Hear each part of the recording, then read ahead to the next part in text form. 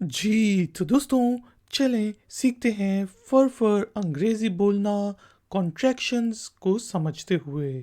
तो शुरू करते हैं जी अपना आज का इफेक्शनर का वीडियो ट्यूटोरियल। ये हमारा लेसन नंबर 5 है। दोस्तों मैं आपको बता चुका हूँ कि कॉन्ट्रैक्शंस दो या दो से ज़्यादा जो अंग्रेज़ी के वर्ड्स होते हैं उनको जब हम कॉन्ट्रैक्ट करके छोटा करके कोई वर्ड बना लेते हैं और उसको बोलते हैं तो उनको कॉन्ट्रैक्शंस कहा जाता है। फॉर्मल कॉन्ट्रैक्शंस भी होती हैं, इनफॉर्मल कॉन्ट्रैक्शंस भी होती हैं। ये जो आई फ्रैक्शनर का लेसन सीरीज़ है इसमें हम फॉर्मल कॉन्ट्रैक्शंस सीख रहे हैं। तो शुरू करते हैं जी अपना आज का वीडियो ट्यूटोरियल। उर्दू और हिंदी में जैसे हम कहते हैं तुम्हारे बग़ैर हमें मज़ा नहीं आएगा, यानी कि तुम भी हमारे साथ चलो, तुम्हारे बग़ैर हमें मज़ा नहीं आएगा। तो नॉर्मल इंग्लिश में हम कहेंगे we will not have a good time without you, और इसी चीज़ को शॉर्ट करके we won't have a good time without you. तो आपने देखा यहाँ पे हमने विल नॉट की कॉन्ट्रैक्शन को यूज़ किया है, उसको छोटा करके दो वर्ड्स को छोटा करके वॉन्ट WON'' का वर्ड यूज़ किया है, और इस तरह लगता है कि हम तेज़ तेज़ अंग्रेज़ी बोल सकते हैं। ज़रा गौर से सुनिएगा और मेरे साथ रिपीट करें। We will not have a good time without you, we won't have a good time without you. तो देखा कि हमने जब कॉन्ट्रैक्शन यूज़ की तो हम थोड़ा तेज़ बोले। नेक्स्ट, हम वहाँ नहीं जा रहे हैं। नॉर्मल इंग्लिश में we are not going there. इसी चीज़ को कॉन्ट्रैक्टेड फॉर्म में कहना है तो हम कहेंगे we are not going there. We are की जो कॉन्ट्रैक्टेड फॉर्म है वो है we are. We are not going there, we are not going there. हम एक ड्रामा देख चुके हैं। We have watched a drama. Contracted form we have watched a drama. We have की कॉन्ट्रैक्टेड फॉर्म है we have. We have watched a drama, we have watched a drama. Next है जी, तुम ग्राउंड में खेल नहीं रहे थे। You were not playing in the ground. Normal English. Fast form में you weren't playing in the ground. You were not, you weren't. You were not playing in the ground, you weren't playing in the ground. तुम क्या करते हो, जिसे हम लोगों से आमतौर पे पूछते हैं तो नॉर्मली हम कहते हैं व्हाट डू यू डू, और कॉन्ट्रैक्टेड फॉर्म में हमने कहना है व्हाट यू डू। ठीक है जी। तो यहाँ पे डी की साउंड जो है बहुत सॉफ्ट है, तो इस तरह ये लगता है कि व्हाट यू डू। ठीक है जी। तो ये बिल्कुल ठीक है, क्योंकि जब स्पीकर बोल रहा होता है व्हाट यू डू तो उसका मतलब होता है व्हाट डू यू डू। तो व्हाट डू की शॉर्ट फॉर्म है what do you do, what you do. इसी तरह तुम क्या करोगे, व्हाट वुड यू डू की भी कॉन्ट्रैक्टेड फॉर्म है व्हाट यू डू। या तुम वहाँ जाके क्या करोगे, what you do. What would you do, what you do. इसी तरह तुम अपनी पढ़ाई मुकम्मल करने के बाद क्या करोगे, what will you do after completing your studies. Contracted form होगी what will you do after completing your studies. तो वॉट विल की शॉर्टर फॉर्म है, कॉन्ट्रैक्टेड फॉर्म है, फॉर्मल कॉन्ट्रैक्शन है what will. What will you do after completing your studies, what will you do after completing your studies. तुम क्या कर रहे हो, what are you doing. Normal English में, और इसी चीज़ को थोड़ा सा तेज यानी कि फ्लुएंसी में बोलना है, फर बोलना है तो हम कहेंगे what are you doing. What are you doing, what are you doing. तो व्हाट आर की जो शॉर्टर फॉर्म है व्हाट आर। आपका नाम क्या है, जिसे हम पूछते हैं व्हाट इज़ योर नेम। इसी चीज़ को हमने कॉन्ट्रैक्टेड फॉर्म में कहना है तो हम कहेंगे what's your name.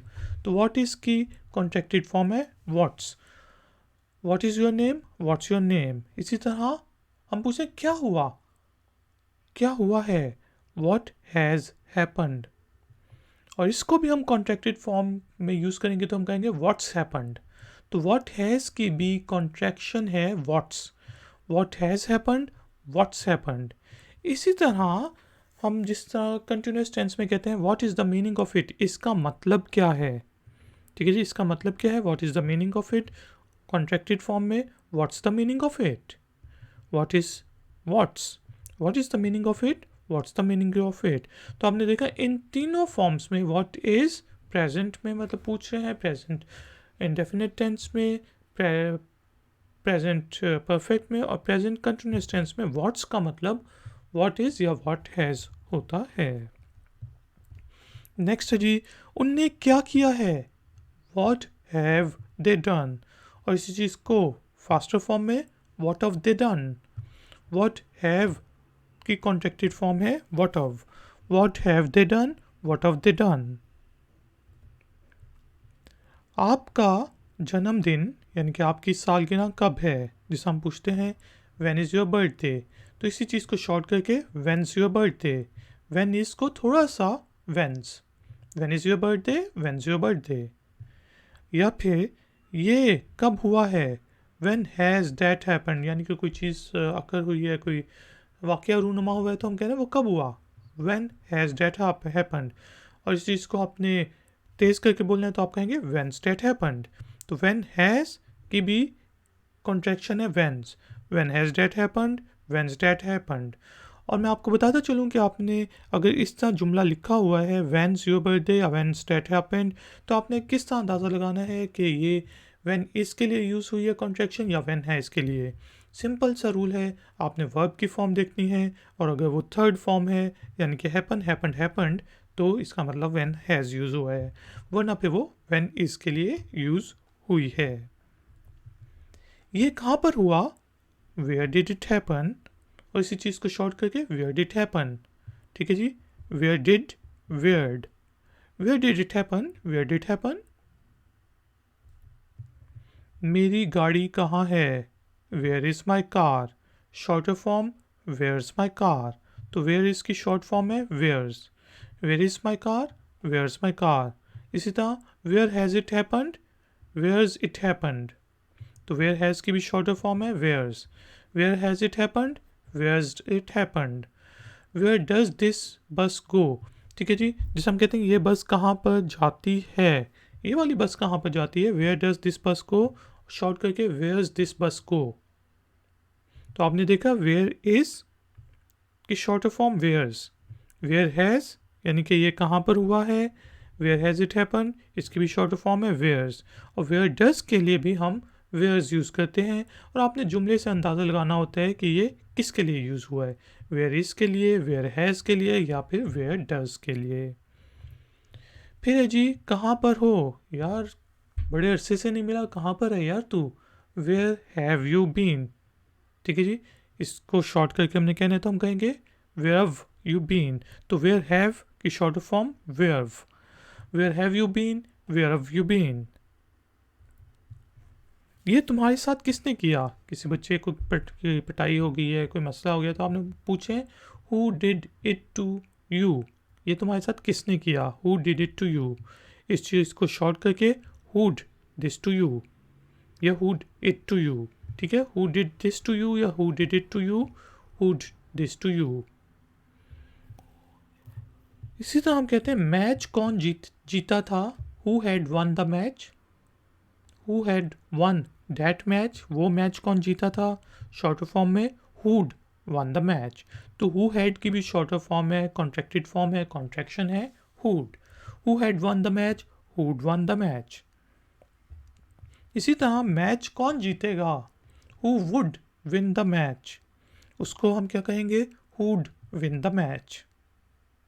Who would की भी शॉर्टर फॉर्म क्या है, hood, who would win the match, hood win the match. तो दोस्तों आपने देखा हु डिड के लिए भी आप हुड यूज़ करते हैं, हु हैड के लिए भी आप हुड यूज़ करते हैं, हु वुड के लिए भी आप हुड यूज़ करते हैं।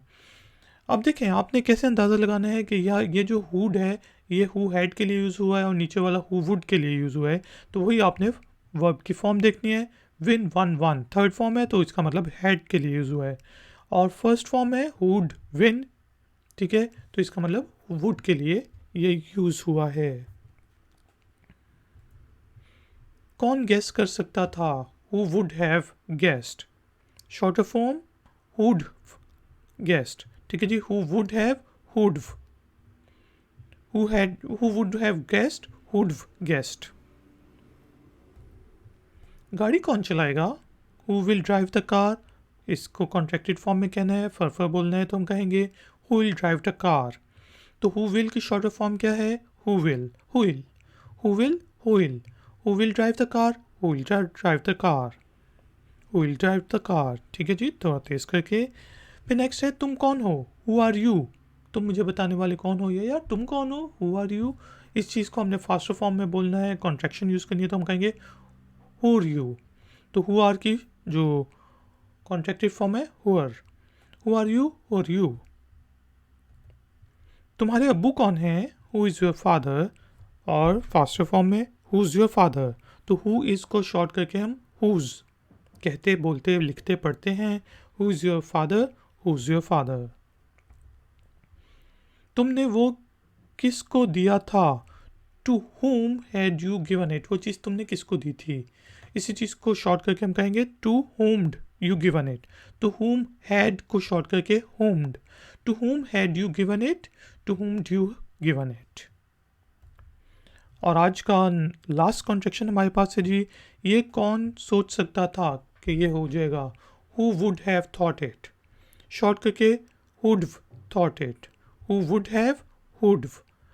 Who would have thought it, who'd thought it. तो ladies and gentleman, thank you very much कि आपने मुझे इस ट्यूटोरियल के लिए ज्वाइन किया. प्लीज़ वीडियो को लाइक ज़रूर करें, शेयर ज़रूर करें और चैनल को सब्सक्राइब करें.